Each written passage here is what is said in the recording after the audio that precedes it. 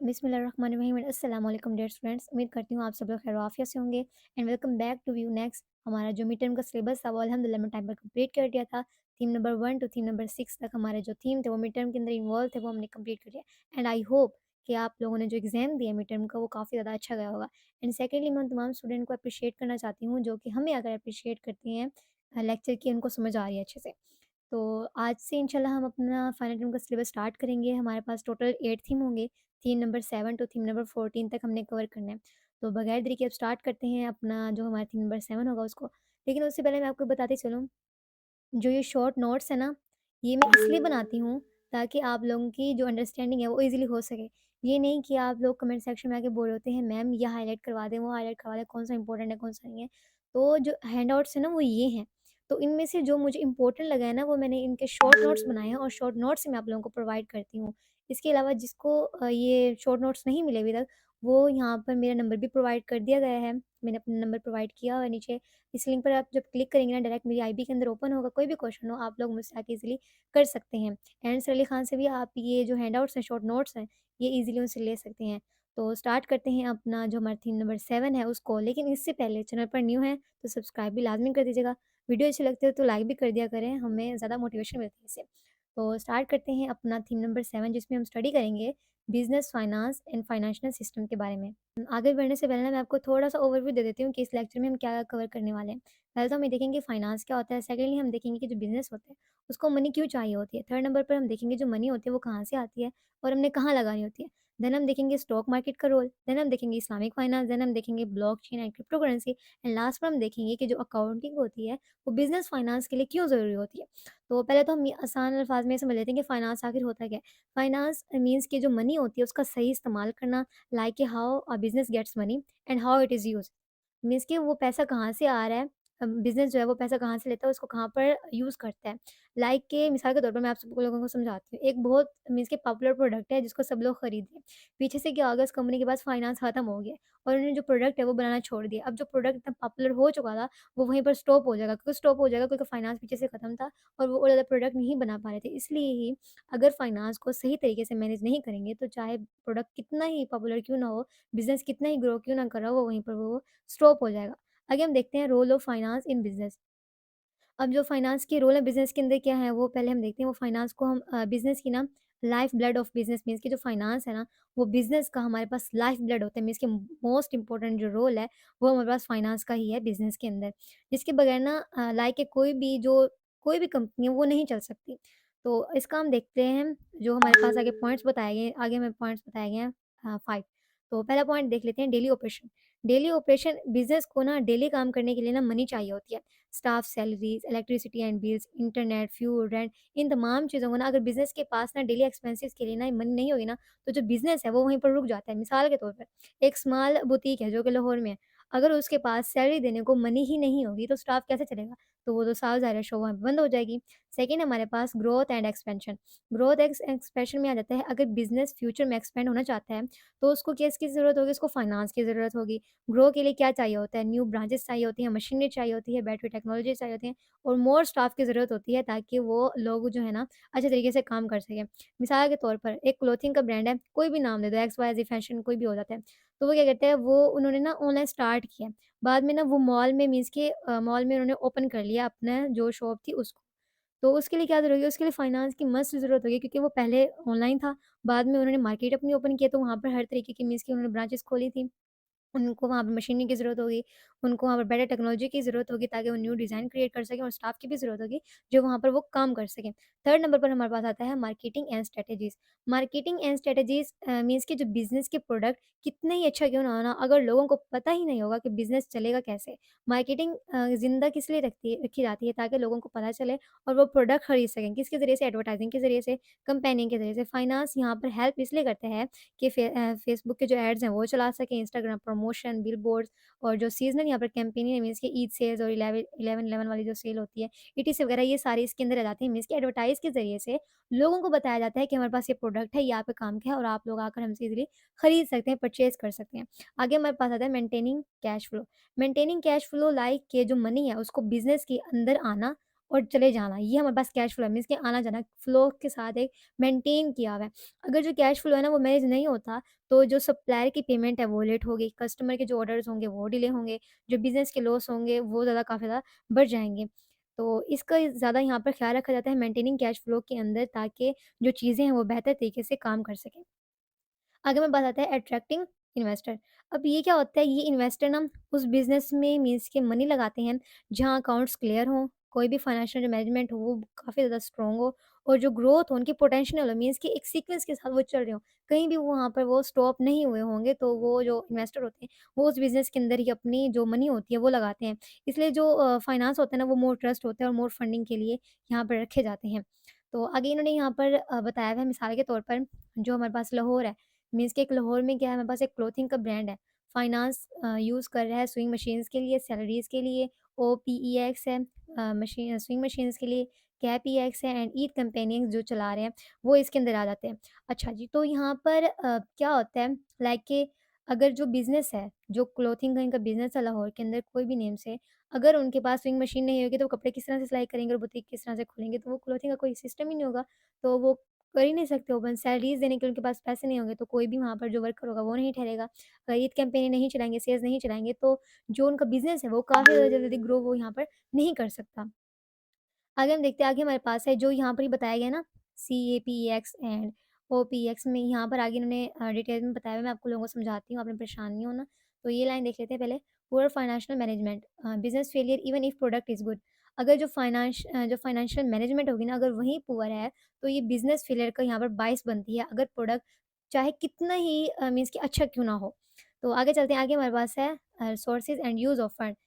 Uses है इसके हमारे पास कैपिटल एक्सपेंडिचर एंड सेकंड हमारे पास ऑपरेटिंग एक्सपेंसेस। अच्छा जी, जो कैपिटल हमारे पास एक्सपेंडिचर है ना, मीन्स कि वो लॉन्ग टर्म असिस्ट के लिए यूज़ की जाती है, मशीनरी, बिल्डिंग, इक्विपमेंट्स के लिए। जो लॉन्ग टर्म यूज़ होती हैं, ये ऐसी चीज़ें होती हैं जो बिज़नेस को 3 से 10 साल तक फ़ायदा देती हैं। जो अभी बताया है, मशीनरी हो जाती हैं, बिल्डिंग हो जाता है, इक्विपमेंट्स हो जाते हैं, और अभी इम्पोर्टेंट क्यों है, ये बिज़नेस की फाउंडेशन को स्ट्रॉन्ग करती हैं। तो इसलिए ये हमारे पास क्या है, लॉन्ग टर्म असिस्ट है। आगे हमारे पास आ जाता है ऑपरेटिंग एक्सपेंसेस। ऑपरेटिंग एक्सपेंसेस क्या है? हमारे पास ये डेली के एक्सपेंसेस होती हैं ना, जो बिज़नेस को चलाने के लिए ज़रूरी होती है। मिसाल के तौर पर salary, rent, utilities, office supplies. अगर जो ये हमारे पास ओपीएक्स है ना, इसका बजट कंट्रोल नहीं होगा, तो ये क्या होगा, जो बिज़नेस है वो काफ़ी ज़्यादा लॉस के अंदर चला जाएगा। एंड आई होप कि आप लोगों को समझ आ रही होगी, और जो यहाँ पर हाइलाइट किया हुआ है आप लोग काम कीजिएगा। आप लोगों ने वो सारा एक दफ़ा रीड कर लेना, ओवरव्यू कर लेना है। जो पेपर होगा इसका वो आप लोगों को समझ तो आ गया होगा, टोटल कॉन्सेप्चुअल बेस्ड होता है, और आप लोग जस्ट रीड कर लेंगे ना, ओवरव्यू कर लेंगे, आप लोगों को समझ आ जाएगी और आपका पेपर ईज़िली सॉल्व हो जाएगा। एंड आगे चलते हैं, हम यहाँ पर सोर्सेज़ ऑफ फंड्स के बारे में देखते हैं। सोर्सेज़ ऑफ फंड्स क्या हमारे पास होते हैं? पहला हमारे पास है equity financing. Equity financing means के बिज़नेस की ना जो अपनी ओनरशिप होती है, उसका हिस्सा मीन्स के सेल करके किसी और से पैसे लेना। ये हमारे पास क्या होता है, इक्विटी फाइनेंसिंग। मीन्स कि एक बंदा था, उसको पैसों की ज़रूरत थी, उसके पास बिज़नेस का ओनरशिप था, तो उसने बिज़नेस को चलाने के लिए उसको पैसों की ज़रूरत, उसने क्या किया, अपनी आधी ओनरशिप ना किसी और बंदे को दे दी, और उस बंदे ने उसके बदले में ना, ओनरशिप के बदले में, हाफ ओनरशिप के बदले में ना उसको मनी दे दी है। वो क्या होता है, मनी में ना वो कुछ भी हो सकता है, जो पैसे मीन्स के पर्सनल सेविंग हो सकती हैं, बिज़नेस पार्टनर्स हो सकते हैं, वेंचर कैपिटल हो सकता है, स्टॉक मार्केट जो शेयर होंगे होते हैं, वो तमाम इसके अंदर आ जाते हैं कि पैसे कहाँ से आएँगे। जो यहाँ पर बताया गया ना, प्रोस एंड जो कॉन्स है यहाँ पर। पहले तो प्रोस में हम देख लेते हैं, प्रोस क्या होता है, प्रोस में नॉन पेमेंट पैसे वापस नहीं करने मीन्स कि जो इंटरेस्ट है, वो नहीं होता है इसके अंदर। और हमारे पास जो कॉन्स है ना, वो क्या होता है, ये हमारे पास ओनरशिप मीन्स के कम हो जाती है।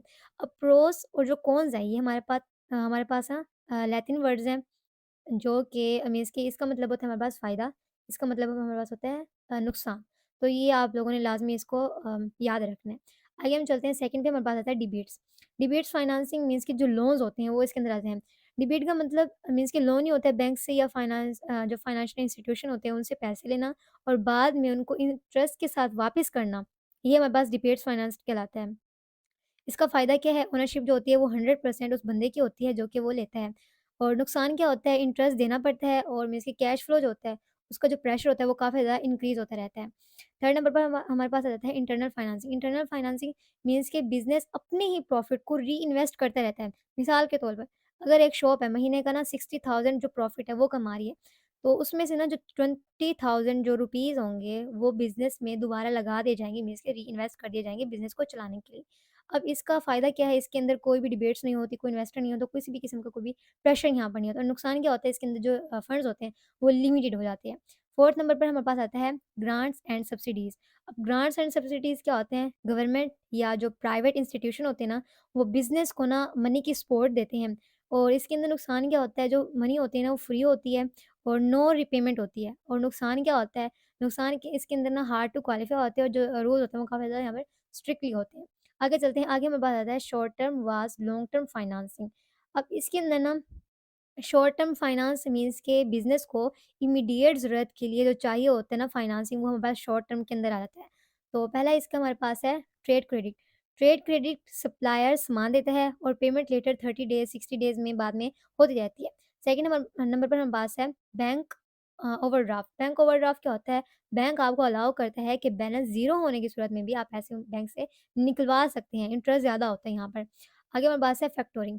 फैक्टोरिंग क्या होता है, मीन्स कि रिसीवेबल्स को ना सेल करके अर्जेंट कैश लेना, ये हमारे पास फैक्टोरिंग का सिस्टम कहलाता है।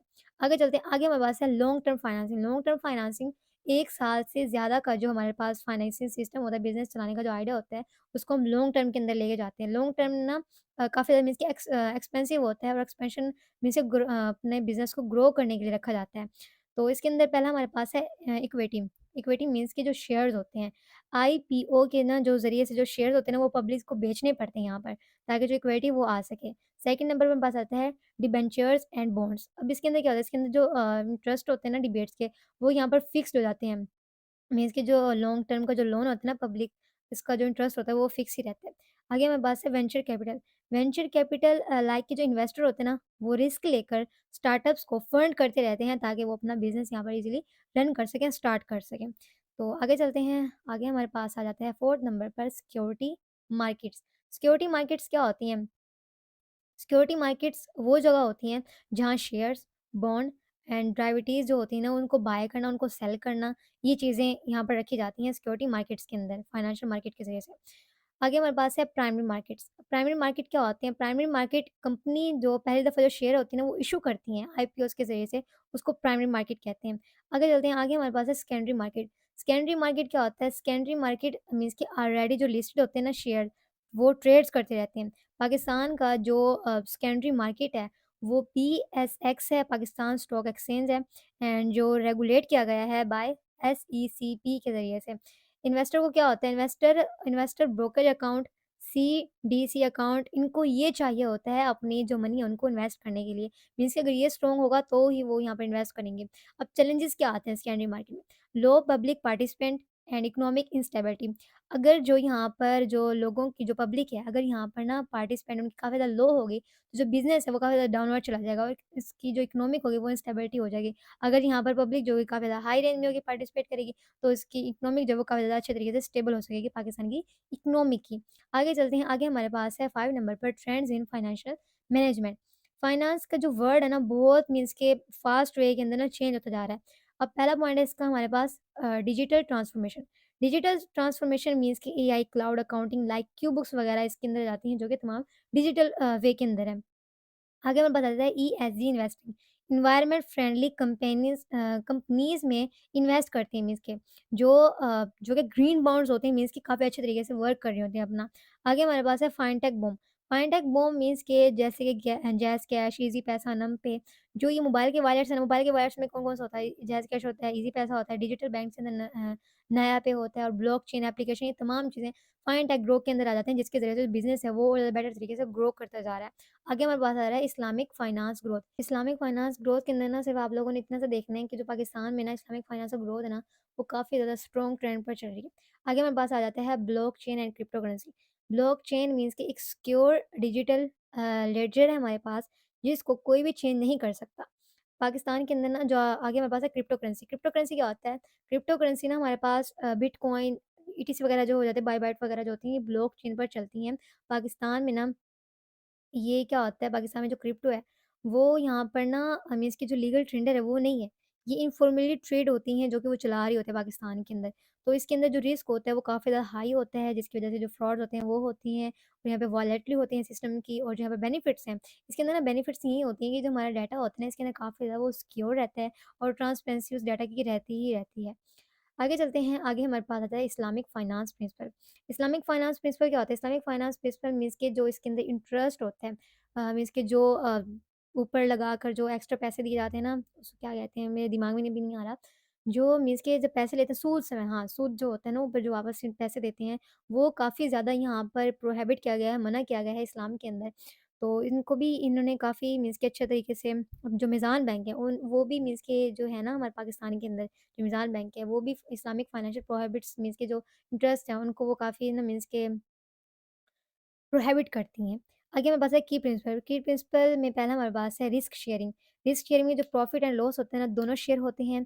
एथिकल इन्वेस्टिंग के अंदर जो होते हैं ना, वो नो अल्कोहल और ग्लैम्बिंग वगैरह ये इसके अंदर नहीं की जाती। कॉमन इस्लामिक प्रोडक्ट्स कौन-से होते हैं? कॉमन इस्लामिक प्रोडक्ट्स ये अरबी में बताए गए हैं, इसको आप लोगों ने देख लेना है। पाकिस्तान का जो मेजर इस्लामिक बैंक है वो मीज़ान बैंक है, जो कि जो इंटरेस्ट है वो यहाँ पर नहीं लेता। आगे चलते हैं, आगे हमारे पास 8 नंबर पर आ जाता है accounting, the language of business. अब अकाउंटिंग क्यों ज़रूरी होती है? अकाउंटिंग से बिज़नेस का ना कंप्लीट फाइनेंशियल जो पिक्चर होती है वो हम ईज़िली समझ सकते हैं। मेन फाइनेंशियल जो स्टेटमेंट्स हैं इसकी, वो हमारे पास है balance sheet, income state, cash flow statement. Balance sheet means के जो असिस्ट होते हैं लिएबिलिटी, इक्विटी वगैरह आ जाती हैं। इनकम स्टेट के अंदर हमारे पास प्रॉफिट और लॉस देखा जा सकता है। कैश फ्लो सिस्टम के अंदर ना पैसे का आना और पैसे का जाना, मीन्स के मनी का ओवरफ्लो हम यहाँ पर देख सकते हैं। अब अकाउंटिंग हेल्प किसके अंदर की जाती है? मीन्स के जो इन्वेस्टर होते हैं उनका कॉन्फिडेंस को देखना, उनके जो फ्रॉड्स होते हैं, अगर कोई बंदा मतलब फ्रॉड करना चाह रहा है, उस फ्रॉड को डिटेक्ट करना और जो लॉज़ हैं उनके ज़रिए से अपना जो सिस्टम है उनको चलाना और जो डाटा के जो डाटा को सेट करने के लिए जो हमने डिसीजन लेना है उसको अच्छे तरीके से यहाँ पर लेते रहना। आगे हमारे पास टूल बताए गए हैं SAP and tally and quick books. ये टेलीग्राम पर भी आप लोगों ने आई होप कि नेम सुने होंगे। ये कुछ टूल्स होते हैं जो कि सर्विसेज़ होते हैं, पता नहीं होते हैं कुछ, मैंने टेलीग्राम पर देखा था, टेलीग्राम नहीं सॉरी, लिंक्डइन पर। तो मुझे भी सही तरीके से इनका आइडिया नहीं हो रहा, वरना मैं आपको नेक्स्ट लेक्चर में इंशाल्लाह मैं आप लोगों को इसके रिलेटेड भी गाइड कर दूँगी। आगे लास्ट में हम बात आ जाते हैं की टेक अवे समरी। अब की टेक अवे लाइक जो फाइनेंस होता है ना, इसका फाइनेंस का पहले बताइए। फाइनेंस ऐसे समझ लें बिज़नेस की जान होती है, इसके अंदर ना बिज़नेस की जान बसी होती है, अगर ये नहीं होगा तो बिज़नेस होगा ही नहीं, बिज़नेस वहीं पे मर जाएगा। सेकंडली हम देखते हैं, सेकंडली यहाँ पर बताया गया है, जो सोर्स ऑफ फंड्स होती है ना, वो इक्विटी, डिबेट्स और इंटरनेट ग्रांट्स से आती है। थर्ड नंबर बताया गया है, जो यूज़ेज़ होते हैं ना कैप और ईएक्स के और ओपीएक्स जो हमारे पास होते हैं, कैपिटल एक्सपेंडिचर और ऑपरेटिंग जो एक्सपेंडिचर होती हैं, उनके यूज़ के ज़रिए से फाइनेंशियल जो मार्केट्स हैं वो हमारे पास चलती हैं। आगे बताया गया है, आगे हमारे पास है न्यू ट्रेंड्स। न्यू ट्रेंड्स में हमारे पास फाइनटेक आ जाता है, ब्लॉकचेन, एससीडीसी, डिजिटल अकाउंटिंग, ये तमाम चीज़ें हमारे पास न्यू ट्रेंड के अंदर आ जाती हैं। इस्लामिक फाइनेंस में जो इंटरेस्ट होता है वो फ्री होता है, मीन्स की एथिक्स और प्रोफेबिलिटी को मिलाकर इन्होंने ना जो फाइनेंस के कंबाइंस इस्लामिक के अंदर वो काफ़ी ज़्यादा अच्छे तरीके से सेट की हुई हैं। लास्ट पर हमारे पास आता है अकाउंटिंग की जो है ना, वो काफ़ी ज़्यादा ट्रांसपेरेंसी और डिसीजन मेकिंग होता है, ताकि ईज़िली जो है बिज़नेस को सपोर्ट किया जा सके। ईमेल नंबर प्रोवाइड किया गया है, जो चीज़ समझ नहीं आती, आप इस लिंक पर क्लिक करेंगे, डायरेक्ट मेरी आई ओपन हो जाएगी, आप वहाँ पर आकर क्वेश्चनिंग कर सकते हैं, या कोई भी आप लोगों को फ़ाइल चाहिए हो इस रिलेटेड, तो आप वो भी ले सकते हैं। इसके अलावा सर अली खान भी एलएमएस हैंडलिंग कर रहे हैं, जिस स्टूडेंट ने अपना एलएमएस हैंडल करवाना हो, बहुत रिस्पॉन्सिबल प्राइस में sir Ali Khan LMS handle करके दे देंगे। तो आज के लिए इतना ही, मिलते हैं अब नेक्स्ट वीडियो में इंशाल्लाह, तब तक के लिए अल्लाह हाफ़िज़।